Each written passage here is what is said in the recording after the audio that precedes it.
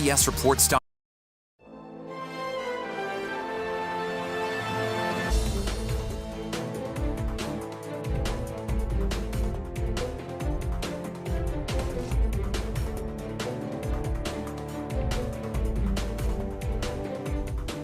Hi, everyone. I'm Caitlin Huey-Burns coming to you from our Washington, D.C. bureau. It's good to be with you. Thank you for joining us. Here's a look at some of the stories that we're watching right now. When it comes to public safety in this nation, the answer is not defund the police, it's fund the police. President Biden heads to Pennsylvania to talk about funding the police and addresses the nation's rising crime. He's slated to return there Thursday to talk about a fight for democracy. Plus, former President Trump is beefing up his legal team in a criminal probe of documents taken from his private residence in Florida. Who is now on board and his tie to Florida Governor Ron DeSantis. And a top Secret Service official at the heart of the January 6th investigation has stepped down. More on the resignation of Tony Ornato, who you may remember reportedly told an aide that former President Trump lunged for the steering wheel and the neck of an agent, and how this all could impact the investigation into the Capitol riot. And later this hour, workers at some of the highest profile retail chains in America are making moves towards unionizing. What may be driving that and how it's playing out on the political stage. Plus, a rare water emergency in Mississippi's capital city, why residents of Jackson cannot drink water from their faucets, and what the National Guard is doing to help. And the last president of the USSR, Mikhail Gorbachev, has died at the age of 91. Gorbachev's friendship with former President Ronald Reagan brought historic talks, which led to the reducing of the nuclear arsenals for both nations.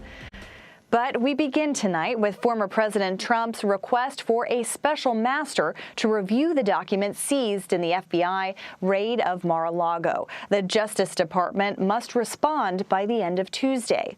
Last week, Trump's legal team asked for a third party selected by a judge to review the seized information. But it may be too late. The DOJ said it already reviewed the documents and found, quote, a limited set of materials that potentially contain attorney-client privileged information. A judge is set to hear arguments on the special master request on Thursday. Over the weekend, the judge said it was her preliminary intent to appoint a neutral third party. CBS News senior investigative correspondent Cathie Herridge is with me now to break this all down. So, Catherine, good to see you. Thanks for being here. What is the latest on this Justice Department filing? Well, Caitlin, the Justice Department filing could really drop at any time. They have until midnight Eastern to make the filing. We know from what they've told the court earlier that it probably will be very voluminous. They've asked the court to extend their current rules so that they can make a filing of up to 40 pages in length. And as you mentioned, they may well indicate that their review of the records has found this limited number of potentially privileged records. This would be things like attorney-client privilege and would be off limits to the criminal investigation. So once that happens, can you kind of walk us through the next steps here?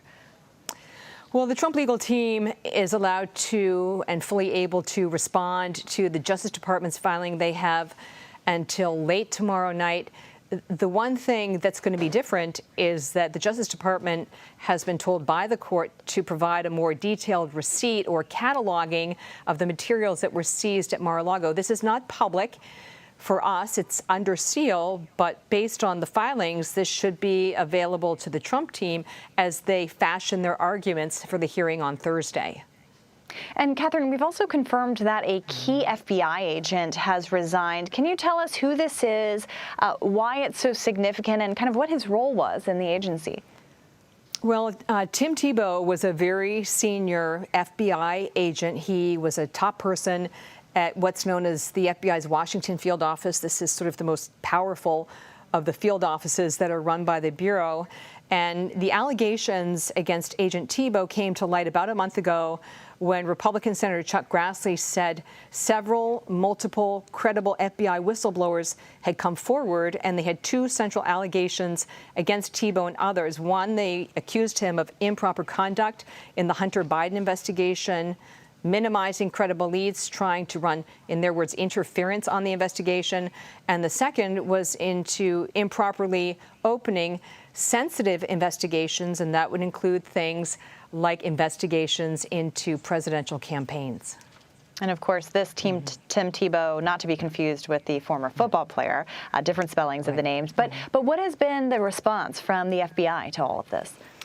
Well, the FBI, when contacted by CBS News, said that they could not comment on this case, citing personnel matters, and that's pretty standard in these cases. The question that's really lingering out there is in this letter from Senator Grassley. And I know so much attention has been paid to the allegations from whistleblowers about the Hunter Biden investigation, but I think this is actually the most central to where we are right now in the legal landscape. According to these whistleblowers, Tim Tebow, and these are the words of the letter, was deeply involved in the decisions to open and pursue this investigation, and that's an investigation into former President Trump's campaign. And the reason that's important is this issue of predication. There's a very high threshold when you're opening an investigation into a sensitive political matter.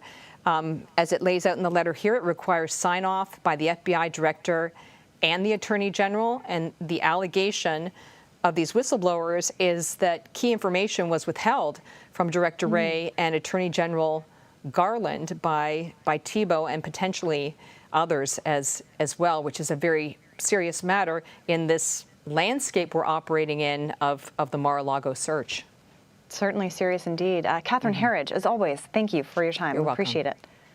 And for more on Trump's Florida legal matters, Matt Brown joins us now. He's a national correspondent on the democracy team at the Washington Post. Hey, Matt, good to see you. Thanks so much for being here. So can you kind of tell us what the latest is in this battle between former President Trump and the Justice Department? Yes, so it's a very interesting, incredibly consequential and unprecedented conflict that we're seeing here between the former presidents of the United States and the Justice Department over these taken documents that have been taken to Mar-a-Lago from the White House that President Trump has had there since at least May 2021. That's the first time that we know that the Justice Department requested that Trump either secure or return the documents to the National Archives in a timeline that the Washington Post we have published here. It's been over a year since then when the Justice Department then officially subpoenaed Trump in the spring of this year and said that they were interested in either securing the documents and knowing what was fully in them, or having them be properly returned to a fully secure location.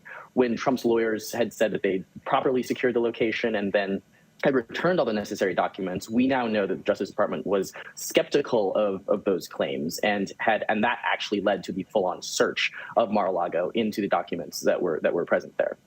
And we know the former president is kind of beefing up his legal team. He's hired a former Florida Solicitor General to his team of lawyers. Can you explain who this is and how this may help his case in challenging the Justice Department and the seizure of materials at his home?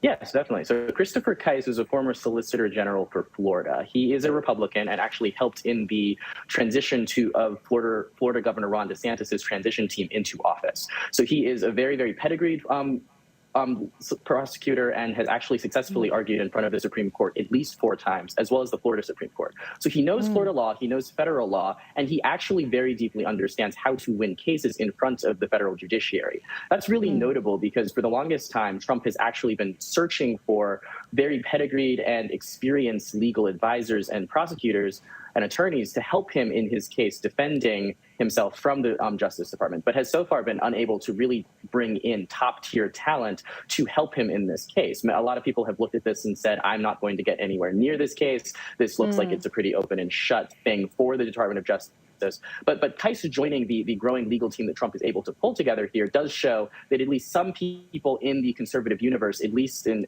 Florida politics, are willing to back the former president still and take on what is evidently a case that's now bringing in the Espionage Act, the potential violations of the Presidential Records Act, and other improper handling of documents that are very serious charges should they face the former president. Certainly. It's always interesting to see who joins the legal team and why. The FBI has been mentioned in all of this, of course. What are they saying of the documents that they've gone through so far? What have we heard from them? Definitely. So last week, we heard from the Justice Department that they had actually already gone through most of the materials that they'd taken from mar-a-lago. That's an important factor because Trump last week also requested that a special master be appointed to oversee and sift through the materials. This was a very, very strange request because the FBI had already said that they had gone through the situation and were basically aware of everything that had been taken from mar-a-lago in this case, which perplexed the legal community into why Trump had made this case and had made this request to the judge. Now, the judge has actually said that she is amenable to appointing a special master, but that is a separate matter from the question of whether or not Trump had attorney-client privilege over these things or whether there were questions that the Justice Department took certain things improperly. So the question here from the FBI has basically been going up all the way to the top here that they seem just frankly confused with what the actual argument is, what the defense is that Trump is giving for why he was able to have these documents. So they're basically trying to say that we are going to pursue the letter of the law here and are going to continue to pursue potential criminal investigations into the handling of these materials in conjunction with other investigations that could be surrounding the former president. But when it comes to their actual interactions with the former president, they seem totally unclear on what's going on there. Yeah, I want to ask a little bit more about this because you mentioned the federal judge is holding a hearing this week on Thursday on the special master case. What's your sense of how this actually might go? Do you think that Trump might get his wish? Yes, so the federal judge who's going to be presiding over this case is actually a Trump appointee, and she has said that she is amenable to appointing a special master to oversee this case. It's unclear how that's going to actually affect the case's ultimate outcome. All we're fairly sure of at the moment is that appointing a special master to then go back through the case would slow down any potential further investigations or inquiry into the handling of these documents. So there's not really anything here to be understood with the special master, except for the fact that it could extend the length of the investigation and make it take longer for the DOJ to really get at the root of what they're pursuing. All right, Matt Brown, I know you and your colleagues at the Washington Post have been following every inch of this investigation, and that timeline and those questions that you lay out for us are very effective in explaining what's going on. So we thank you so much for your reporting and your time. Thanks, Don. President Biden is heading to a key election state ahead of November's midterms. The nation's commander-in-chief is focusing on Pennsylvania, with a speech in Wilkes-Barre followed by 2 more scheduled stops in the Keystone State in the coming days. Natalie Brand reports from Capitol Hill. President Biden took the stage in northeastern Pennsylvania to tout his Safer America plan to reduce gun crime. He's calling for billions of dollars to hire and train police and a ban on assault weapons. When it comes to public safety in this nation, the answer is not defund the police. It's fund the police. Fund the police. Public safety has become a midterm campaign issue, and with elections a little more than 2 months out, the president is back on the road to make the pitch for his party. To this day, the MAGA Republicans in Congress defend the mob that stormed the Capitol on January 6th. You can't be a party of law and order and call the people who attacked the police on January 6th patriots. Democrats believe the Keystone State's open races for Senate and governor, plus several competitive House races, are key to their chances this November. Recent CBS News polls show abortion emerging as a motivator to get Democratic supporters to the polls. Meanwhile, Republicans are honing in on inflation and the economy. This isn't an administration came in and just had some bad luck. Out-of-control deficit spending caused the inflation. A war on fossil fuels caused record gas prices. Thursday, the president plans to give a major primetime address outside Philadelphia's Independence Hall, taking aim at what he calls an extreme GOP agenda and the threat to the rule of law. As campaigns kick into high gear on Labor Day, the president will visit Pittsburgh, followed by a stop in Wisconsin and Ohio later in the week, 2 more big Senate and gubernatorial battlegrounds. Natalie Brand, CBS News, Washington. There have been growing threats against federal workers. What's behind the move, and a look at what new polling reveals about political divisions across the country. Plus, Mississippi declares a water emergency in the state's capital. Why residents there have been left without a reliable water supply. You're streaming Red and Blue.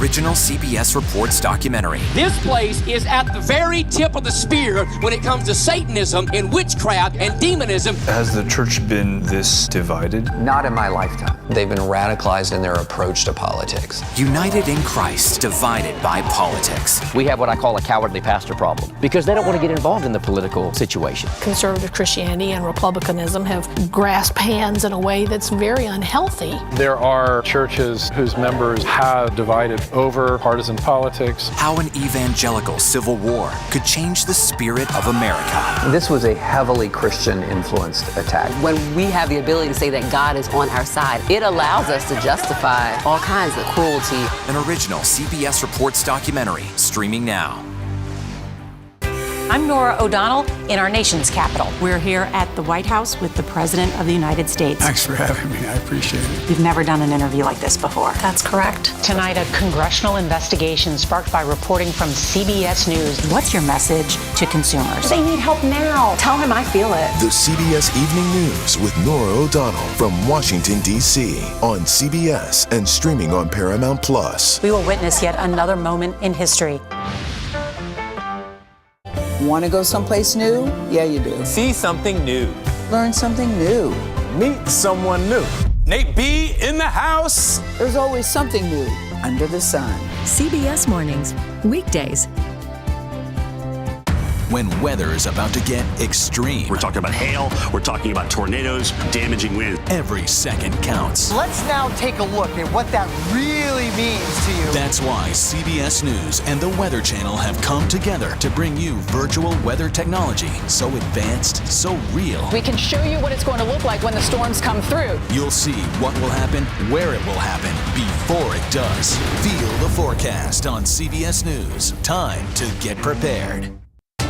People from every corner of America facing challenges. Everyone is just looking for some type of connection. Just raise your hand and say, hey, I'd like to help. Coming together to find solutions. We are going to do something about it. Their stories are our stories. Welcome to Eye on America. Stream now on the free CBS News app.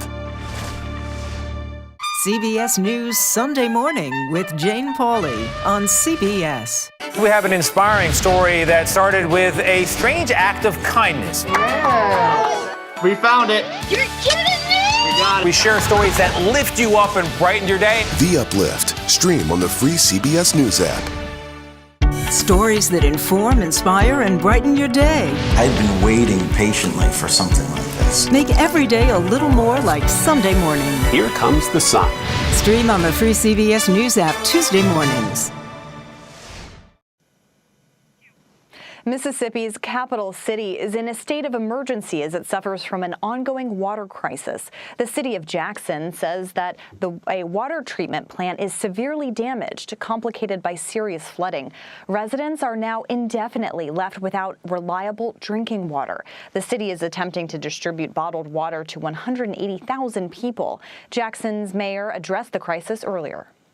Residents of Jackson are worthy.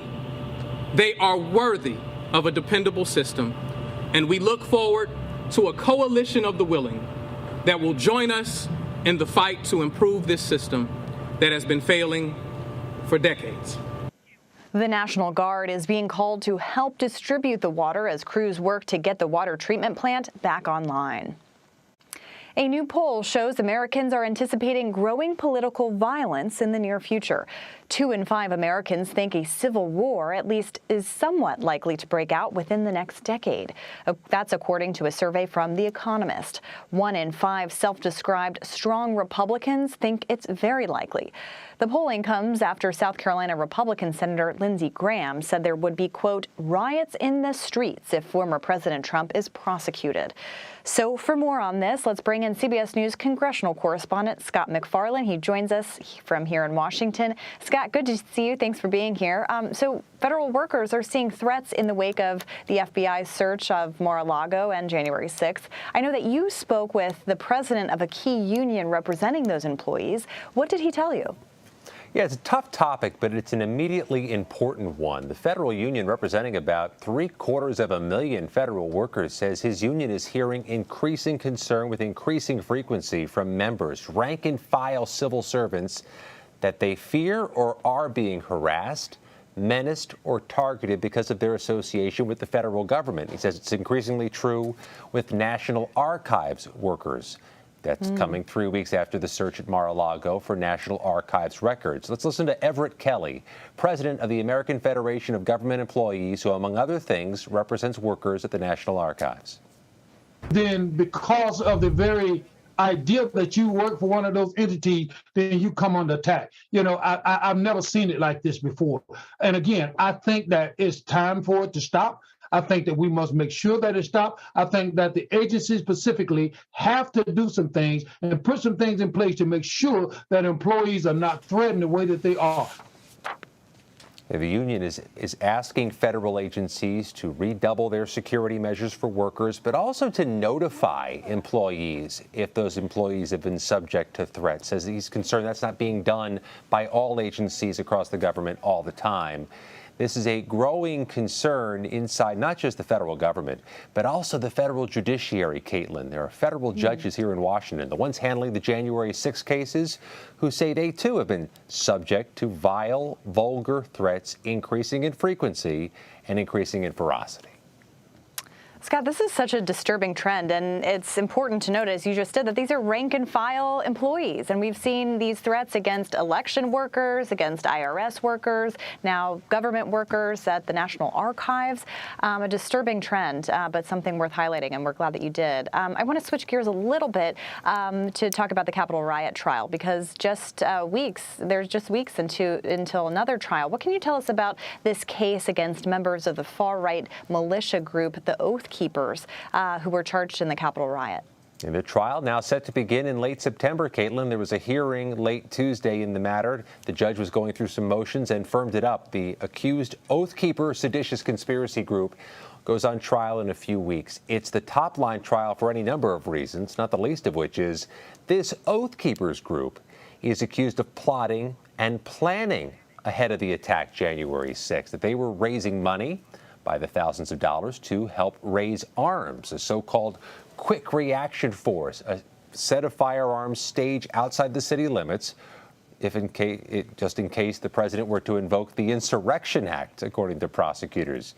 This group is facing the top line charges, also the longest possible prison sentences. But what's more, this January 6th Oath Keepers group, which includes Stuart Rhodes, the man whose image you saw earlier, the founder of the Oath Keepers, has been a component of the January 6th Select Committee's investigation as well. It's where those two worlds collide, the Justice Department investigation and the January 6th investigation.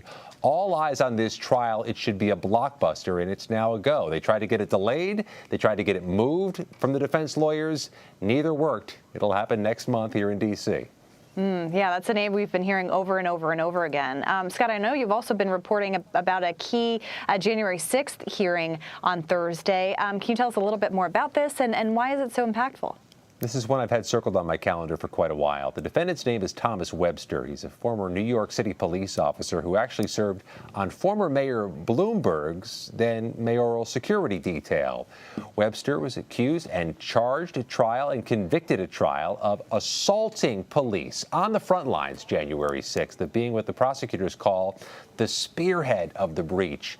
On Thursday, the Department of Justice is going to seek a 17-year prison sentence for Thomas Webster, citing any number of aggravating factors. Here's the thing. The longest sentence so far, Caitlin, has been about 8.5 years for any January 6th defendant. This would, in essence, double it and raise the stakes and move the goalposts for many more defendants still to come. All right, Scott McFarland, thank you so much for your reporting and your time. It's amazing to think over a year and a half since those riots, we're still seeing these cases prosecuted. Thank you so much. We appreciate it. Nearly 80,000 more borrowers will get all of their student debt wiped out. The U.S. Education Department announced another $1.5 billion will go towards forgiving loans for people who attended Westwood College. The for-profit institution shut down in 2016. The Education Undersecretary said, quote, Westwood operated on a culture of false promises, lies, and manipulation in order to profit off student debt that burdened borrowers long after Westwood closed. The debt cancellation is the latest government attempt to help students defrauded by schools. The U.S. will provide $30 million to Pakistan as the country deals with devastating flooding. Weeks of unprecedented monsoon rains have affected 33 million people. At least 1,100 people have been killed since June, and more than 1 million homes have been damaged or destroyed. The last leader of the Soviet Union, Mikhail Gorbachev, has died at the age of 91. Tina Kraus has a look back at his life. Mikhail Gorbachev sparked a revolution as he helped bring down the Berlin Wall and dissolve the Soviet Union after almost 70 years as a socialist state. Gorbachev was born in 1931 to a farming family. He joined the Communist Party as a law student and rose through the ranks. In Moscow, Gorbachev also met the love of his life, Raisa. The two married in 1953 and had a daughter. In 1985, Gorbachev became the youngest Secretary General in the Communist Party's history. He instituted government restructuring and transparency, opening the Soviet Union to the world. With that openness, Gorbachev played a key role in ending the Cold War. Mr. Gorbachev, tear down this wall. He found common ground with President Ronald Reagan, signing the INF Nuclear Reduction Treaty in 1987. The two became good friends. Mikhail Gorbachev is a living example of the power of possibility. He is a man whose shining legacy will live forever. But Gorbachev's openness and reform caused the Communist Party to lose its grip on power. He was elected president of the Soviet Union in 1990, but a year later, hardliners staged a coup and Gorbachev eventually resigned. The former leader won many awards, including the Nobel Peace Prize and the Liberty Medal. 25 years after the collapse of the Soviet Union, Gorbachev kept fighting for equality.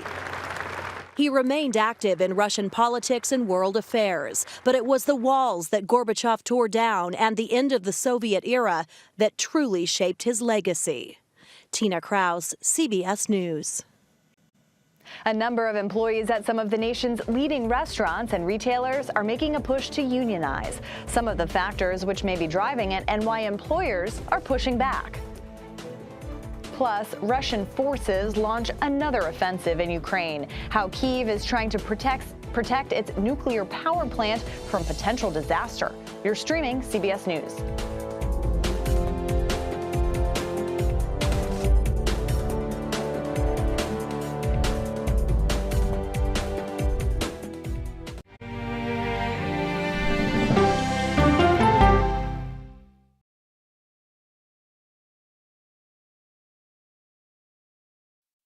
An original CBS Reports documentary. This place is at the very tip of the spear when it comes to Satanism and witchcraft and demonism. Has the church been this divided? Not in my lifetime. They've been radicalized in their approach to politics. United in Christ, divided by politics. We have what I call a cowardly pastor problem because they don't want to get involved in the political situation. Conservative Christianity and Republicanism have grasped hands in a way that's very unhealthy. There are churches whose members have divided over partisan politics. How an evangelical civil war could change the spirit of America. This was a heavily Christian-influenced attack. When we have the ability to say that God is on our side, it allows us to justify all kinds of cruelty. An original CBS Reports documentary streaming now. I'm Nora O'Donnell in our nation's capital. We're here at the White House with the President of the United States. Thanks for having me. I appreciate it. We've never done an interview like this before. That's correct. Tonight, a congressional investigation sparked by reporting from CBS News. What's your message to consumers? They need help now. Tell him I feel it. The CBS Evening News with Nora O'Donnell from Washington, D.C. on CBS and streaming on Paramount+. We will witness yet another moment in history. Want to go someplace new? Yeah, you do. See something new. Learn something new. Meet someone new. Nate B in the house. There's always something new under the sun. CBS Mornings, weekdays. When weather is about to get extreme. We're talking about hail, we're talking about tornadoes, damaging wind. Every second counts. Let's now take a look at what that really means to you. That's why CBS News and the Weather Channel have come together to bring you virtual weather technology so advanced, so real. We can show you what it's going to look like when the storms come through. You'll see what will happen, where it will happen, before it does. Feel the forecast on CBS News. Time to get prepared. People from every corner of America facing challenges. Everyone is just looking for some type of connection. Just raise your hand and say, hey, I'd like to help. Coming together to find solutions. We are going to do something about it. Their stories are our stories. Welcome to Eye on America. Stream now on the free CBS News app. CBS News Sunday Morning with Jane Pauley on CBS. We have an inspiring story that started with a strange act of kindness. We found it. You're kidding me! We got it. We share stories that lift you up and brighten your day. The Uplift. Stream on the free CBS News app. Stories that inform, inspire, and brighten your day. I've been waiting patiently for something like this. Make every day a little more like Sunday morning. Here comes the sun. Stream on the free CBS News app Tuesday mornings.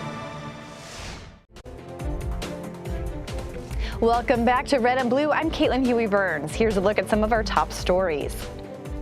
A hearing is set for Thursday to review former President Trump's request for an outside party to review the documents seized from his Mar-a-Lago property.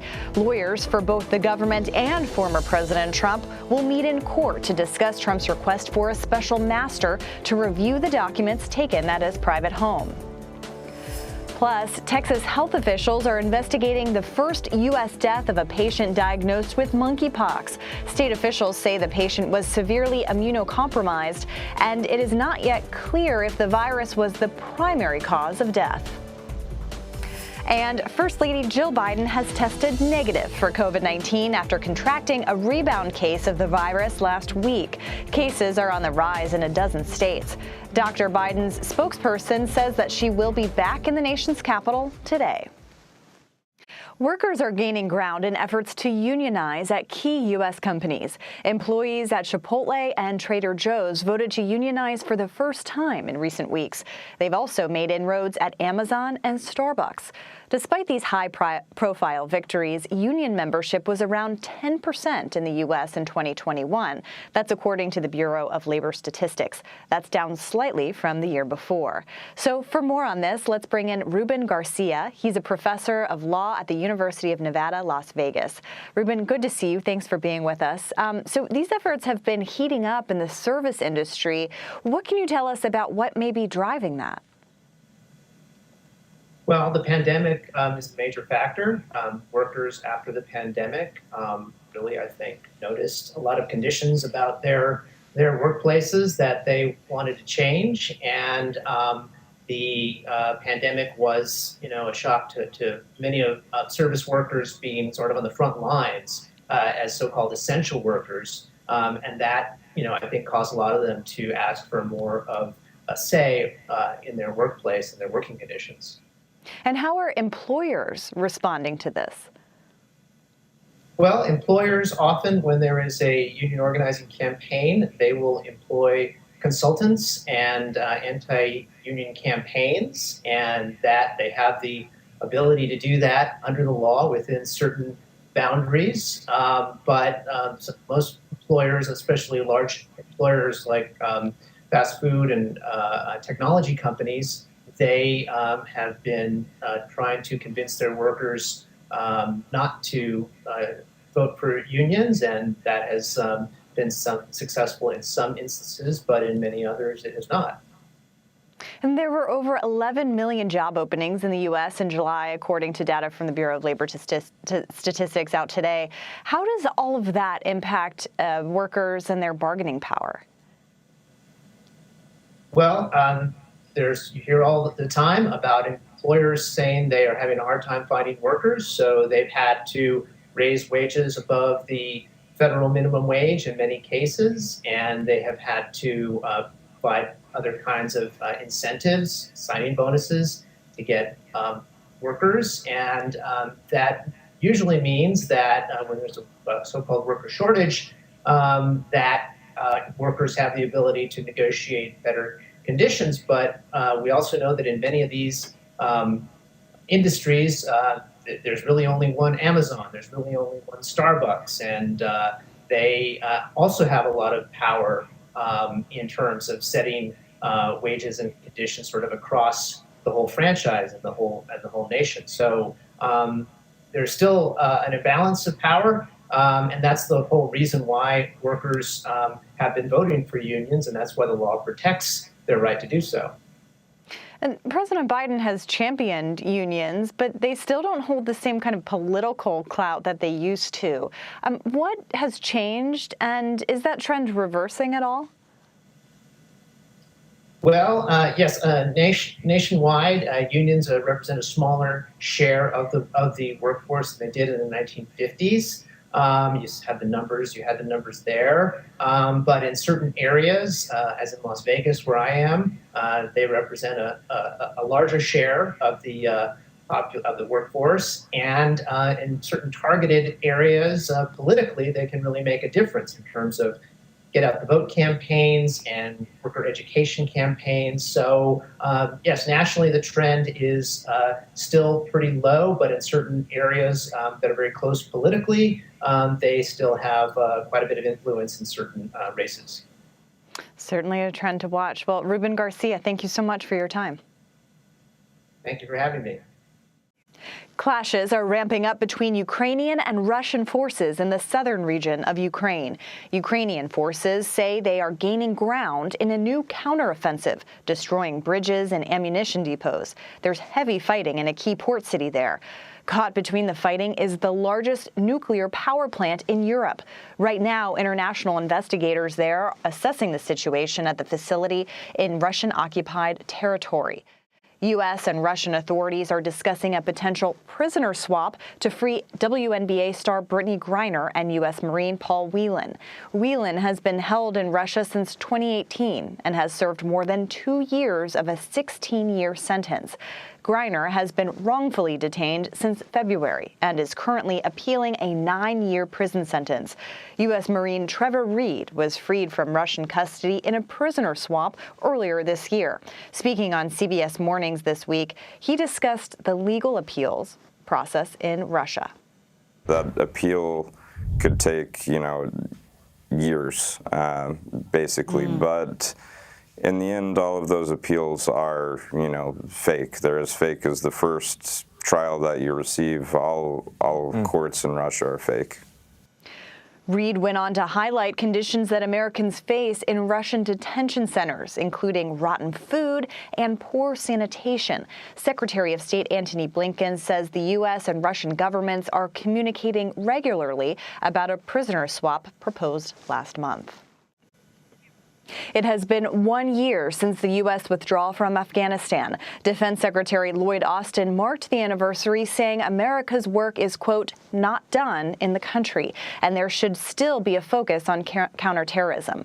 Imtiaz Tayyab returned to Kabul recently and spoke with a former Afghan interpreter for the U.S. Air Force who is still unable to leave. The final image of the last U.S. service member leaving Afghanistan, taken at the stroke of midnight 1 year ago.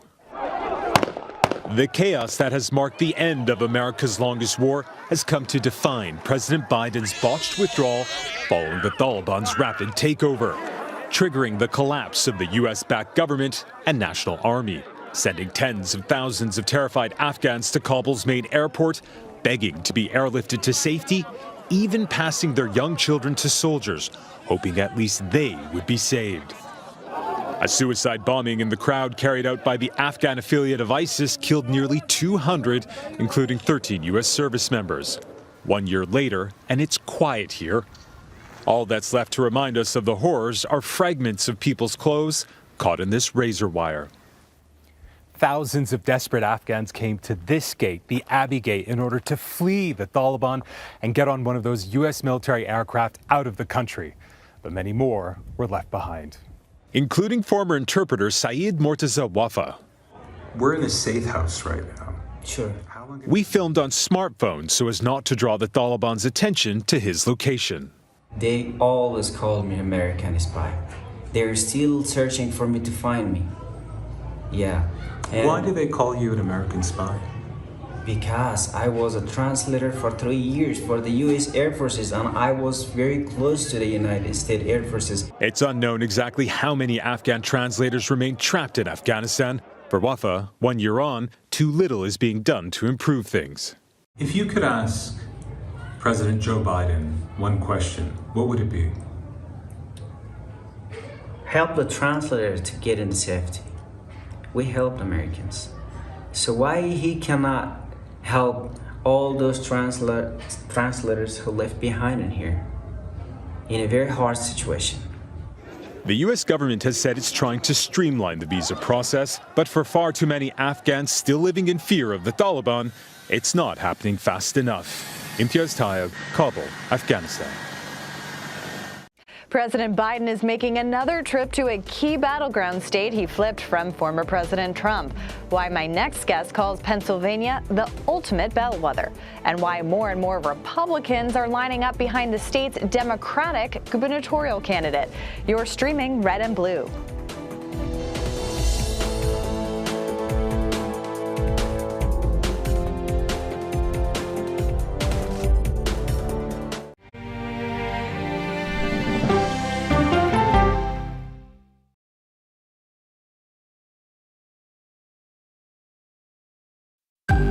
Original CBS Reports documentary. This place is at the very tip of the spear when it comes to Satanism and witchcraft and demonism. Has the church been this divided? Not in my lifetime. They've been radicalized in their approach to politics. United in Christ, divided by politics. We have what I call a cowardly pastor problem because they don't want to get involved in the political situation. Conservative Christianity and Republicanism have grasped hands in a way that's very unhealthy. There are churches whose members have divided over partisan politics. How an evangelical civil war could change the spirit of America. This was a heavily Christian-influenced attack. When we have the ability to say that God is on our side, it allows us to justify all kinds of cruelty. An original CBS Reports documentary, streaming now. I'm Nora O'Donnell in our nation's capital. We're here at the White House with the President of the United States. Thanks for having me. I appreciate it. You've never done an interview like this before. That's correct. Tonight, a congressional investigation sparked by reporting from CBS News. What's your message to consumers? They need help now. Tell them I feel it. The CBS Evening News with Nora O'Donnell from Washington, D.C. on CBS and streaming on Paramount+. We will witness yet another moment in history. Want to go someplace new? Yeah, you do. See something new. Learn something new. Meet someone new.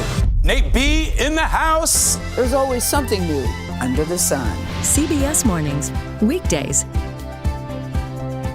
When weather is about to get extreme. We're talking about hail, we're talking about tornadoes, damaging winds. Every second counts. Let's now take a look at what that really means to you. That's why CBS News and the Weather Channel have come together to bring you virtual weather technology so advanced, so real. We can show you what it's going to look like when the storms come through. You'll see what will happen, where it will happen, before it does.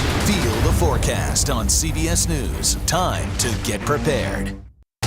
People from every corner of America facing challenges. Everyone is just looking for some type of connection. Just raise your hand and say, hey, I'd like to help. Coming together to find solutions. We are going to do something about it. Their stories are our stories. Welcome to Eye on America. Stream now on the free CBS News app. CBS News Sunday Morning with Jane Pauley on CBS. We have an inspiring story that started with a strange act of kindness. Yeah. We found it. You're kidding me? We got it. We share stories that lift you up and brighten your day. The Uplift. Stream on the free CBS News app. Stories that inform, inspire, and brighten your day. I've been waiting patiently for something like this. Make every day a little more like Sunday morning. Here comes the sun. Stream on the free CBS News app Tuesday mornings.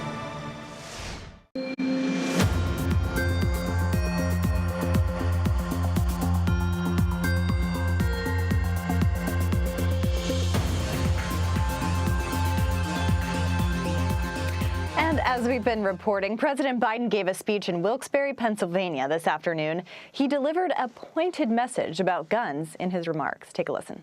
Guns are the #1 killer of children in America. Of children, and #1. More children die from guns than active duty police and active duty military personnel combined. So for more on the president's speech and Pennsylvania politics, Julia Taruso joins us now. She's a political reporter for the Philadelphia Inquirer. Hi, Julia. Good to see you. Thanks so much for being here. So the president has made a number of visits to the state. It's, of course, where he grew up. Can you kind of remind us of Pennsylvania's place in recent presidential elections and why Biden might be spending a lot of time there this fall? Sure. Pennsylvania has become the ultimate bellwether in presidential races, and one of the biggest electoral prizes. The state went for Obama twice, then flipped parties and supported President Trump in 2016, and then supported President Biden in 2020 by pretty narrow margins, about 1% of there was about a 1% difference that gave the state to Biden. So it is just the ultimate purple state. It is the ultimate battleground. And, I think that's why you see both President Biden and former President Trump having planned events here in the next week, where Biden is coming 3 times and former President Trump will be here on Saturday to rally for his Republican-endorsed candidates in the Senate and governor's races. Yeah, I want to talk a little bit about those races, too, because these are key races that everybody's going to be watching. On the Senate side, this is one that could help determine the balance of power in the Senate. I want to show some recent polls. If you take a look at your screen, recent polls show Lieutenant Governor John Fetterman pulling away from Dr. Mehmet Oz, the Republican, by as much as double digits. Here's a recent Franklin and Marshall poll where he's leading there. And in another poll by as little as 4 points, so a tighter race. But it's interesting here because this is a marquee matchup. This is a seat that is held by a retiring Republican. So why has Oz really struggled to gain traction with his campaign so far? Yeah, I think it's worth noting that Oz's troubles, you could go back to the primary. He won a really tight GOP primary that actually went to a recount. So the majority of Republicans in the state didn't support Mehmet Oz in the primary, whereas Fetterman won every single county in Pennsylvania in that Democratic contest. So they started out on sort of different playing fields. And Fetterman has done a pretty effective job of continuing to build momentum and of attacking Oz on this premise that he's not from Pennsylvania originally. He's spent most of his life in New Jersey, that he's can't relate to the Pennsylvania everyman, pointing to his kind of celebrity elite status. And polling does show that, voters care about where Oz is from and his connections to the state. It is notable, or somewhat surprising, though, that, that margin has really stayed in Fetterman's favor, given that he's been off the campaign trail. He's back on now, but, he had a stroke days before the Democratic primary, was off the campaign trail for about 3 months, and yet has still managed to maintain that lead. Yeah, I want to ask a little bit about that because, I'm curious whether his health is factoring into his campaign, whether voters you talk to are commenting on it. I mean, I know his opponent, Dr. Oz, has mentioned vegetables, and that has become something of a, sparring contest between the two. Can you kind of explain a little bit of that and how his health is factoring into this campaign? Sure. So the vegetable video heard around the world was a appearance that Mehmet Oz made at a grocery store, kind of a campaign video trying to call out President Biden and inflation that so many Americans are suffering with right now. But it was a bit of an awkward video. He flubbed the name of the grocery store. He put together a crudité platter that was heavily mocked online. And it was kind of this moment that went viral on Twitter and that Fetterman's campaign certainly seized upon. Oz, I think, has started shifting the tone a little bit, saying, Fetterman is very prevalent on Twitter, but we don't see him much. Voters don't see him much, and kind of drawing into question how serious his health issues are. Now, Fetterman himself has said he's expected to make a full recovery, that he's on his way to that. But he acknowledges that he has some lingering speech issues, some lingering auditory problems. And that's the sort of thing that could really impact how well he can do in a debate, which is something that Mehmet Oz has certainly seized the opportunity to challenge him to. So that's the latest in sort of the back and forth there. Yeah, interesting to think about those debates in that context. I want to ask about the governor's race, because this is another key race to watch. And you've had 8 Republicans, 8 more Republicans who are backing the Democratic gubernatorial candidate. That's Josh Shapiro. He's facing the Trump-backed Republican candidate, Doug Mastriano, who, of course, is one of the top election deniers in the country. So this now brings a total of 17 Republican officials or state lawmakers who have backed Shapiro. What is the significance of this? And is this a sign that Shapiro is gaining traction among Republicans? How do you see this race playing out? I think there were Republicans for Shapiro to appeal to before the general election even started. In the primary, there was a group of Republicans who had banded together to fight against Mastriano winning the nomination because they did think he represented a side of the Republican Party that was a little too extreme, a little too MAGA. And we're seeing Shapiro really capitalize on that opportunity with a number of Republican endorsements. There's actually 2 Republican super PACs that are backing his campaign. So I think it's showing continued momentum for Shapiro in a lane that can really bolster things for him. Now, I'll note, the polling in that race ranges a little bit too. We've seen as high as 7 or 8% Shapiro lead, and we've seen as low as just a couple percentage points. So, as is often the case, as we started talking about, things are often closer in Pennsylvania than one might think. All eyes in Pennsylvania yet again, and we know if the candidates are going there, we will be talking to you a lot. Julia Taruso, thank you so much for your time and reporting. We appreciate it. Thanks for having me. And we're going to take a quick break, but now is a good time to remind you that you can stay up to date by downloading our CBS News app. It's free. You can catch live local coverage from across the country from all of our CBS stations. Stay with us. You're streaming CBS News.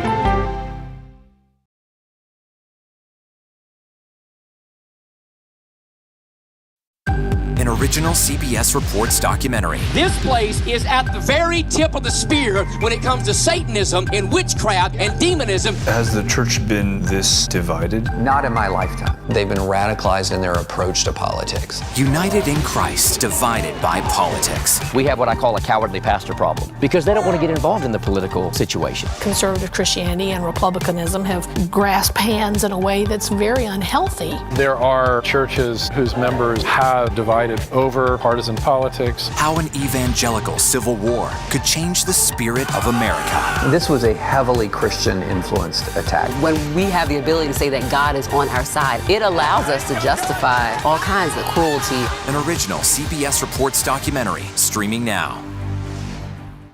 I'm Norah O'Donnell in our nation's capital. We're here at the White House with the President of the United States. Thanks for having me. I appreciate it. You've never done an interview like this before. That's correct. Tonight, a congressional investigation sparked by reporting from CBS News. What's your message to consumers? They need help now. Tell him I feel it. The CBS Evening News with Norah O'Donnell from Washington, D.C. on CBS and streaming on Paramount Plus. We will witness yet another moment in history. Want to go someplace new? Yeah, you do. See something new. Learn something new. Meet someone new. Nate B in the house. There's always something new under the sun. CBS Mornings, weekdays. When weather is about to get extreme. We're talking about hail, we're talking about tornadoes, damaging wind. Every second counts. Let's now take a look at what that really means to you. That's why CBS News and the Weather Channel have come together to bring you virtual weather technology so advanced, so real. We can show you what it's going to look like when the storms come through. You'll see what will happen, where it will happen, before it does. Feel the forecast on CBS News. Time to get prepared. People from every corner of America facing challenges. Everyone is just looking for some type of connection. Just raise your hand and say, hey, I'd like to help. Coming together to find solutions. We are going to do something about it. Their stories are our stories. Welcome to Eye on America. Stream now on the free CBS News app. CBS News Sunday Morning with Jane Pauley on CBS. We have an inspiring story that started with a strange act of kindness. We found it. You're kidding me! We got it. We share stories that lift you up and brighten your day. The Uplift. Stream on the free CBS News app. Stories that inform, inspire, and brighten your day. I've been waiting patiently for something like this. Make every day a little more like Sunday morning. Here comes the sun. Stream on the free CBS News app Tuesday mornings. The National Democratic Redistricting Committee has put out a new Get Out the Vote video featuring former President Obama. The video also includes former Attorney General Eric Holder, comedian Jay Farrow, and musicians will.i.am and John Legend. They're urging Democrats to vote in the upcoming midterm elections. That video is out on the same day that former President Obama is set to headline a DNC fundraiser in Martha's Vineyard. The group is run by the former Attorney General, who's also expected to attend. It will feature a discussion on democracy. And that does it for today. You can stream Red and Blue Monday through Thursday at 6 p.m. Eastern. And a reminder, if you want to watch previous episodes of the program, you can see them anytime on the CBS News website. Just head to cbsnews.com/redandblue.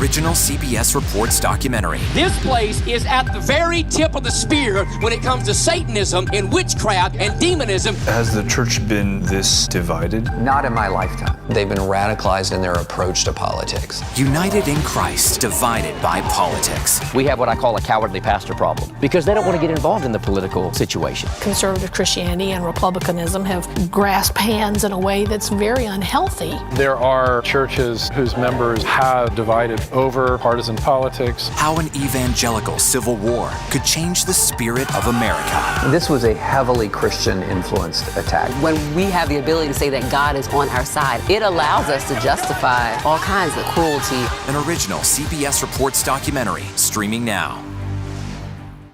I'm Nora O'Donnell in our nation's capital. We're here at the White House with the President of the United States. Thanks for having me. I appreciate it. We've never done an interview like this before. That's correct. Tonight, a congressional investigation sparked by reporting from CBS News. What's your message to consumers? They need help now. Tell him I feel it. The CBS Evening News with Nora O'Donnell from Washington, D.C. on CBS and streaming on Paramount Plus. We will witness yet another moment in history. Want to go someplace new? Yeah, you do. See something new. Learn something new. Meet someone new. Nate B in the house. There's always something new under the sun. CBS Mornings, weekdays. When weather is about to get extreme. We're talking about hail, we're talking about tornadoes, damaging winds. Every second counts. Let's now take a look at what that really means to you. That's why CBS News and the Weather Channel have come together to bring you virtual weather technology so advanced, so real. We can show you what it's going to look like when the storms come through. You'll see what will happen, where it will happen, before it does. Feel the forecast on CBS News. Time to get prepared. People from every corner of America facing challenges. Everyone is just looking for some type of connection. Just raise your hand and say, hey, I'd like to help. Coming together to find solutions. We are going to do something about it. Their stories are our stories. Welcome to Eye on America. Stream now on the free CBS News app. CBS News Sunday Morning with Jane Pauley on CBS. We have an inspiring story that started with a strange act of kindness. We found it. You're kidding me! We got it. We share stories that lift you up and brighten your day. The Uplift. Stream on the free CBS News app. Stories that inform, inspire, and brighten your day. I've been waiting patiently for something like this. Make every day a little more like Sunday morning. Here comes the sun. Stream on the free CBS News app Tuesday mornings. We are so excited, we just can't hide it. CBS Mornings are, well, everything your morning should be. Let's do it. Let's go. CBS Mornings, starting at 7.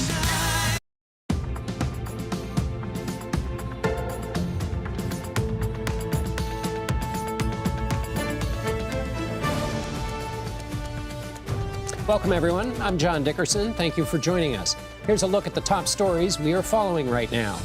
Former Soviet Union President Mikhail Gorbachev, who helped end the Cold War, has died. We'll take a look back at his life and his legacy and his influence in Eastern Europe. There's a water